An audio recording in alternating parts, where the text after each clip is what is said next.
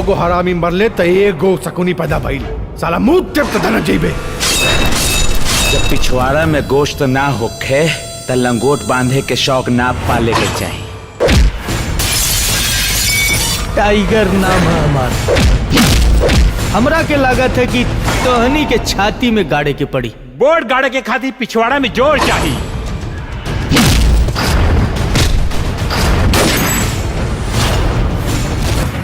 प्रिया केहू के उधार न रखी। आज तो तू हाल कर कि लड़की छेड़ल तो दूर, ओकर नाम से तो पेट झरेला।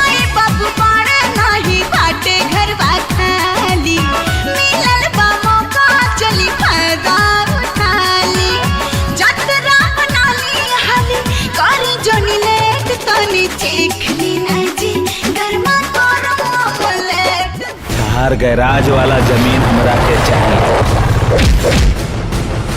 और हमनी के माई के ऊपर जे भी आंख उठाई के देखी तो करा के हम लोगन आंख निकाल ले।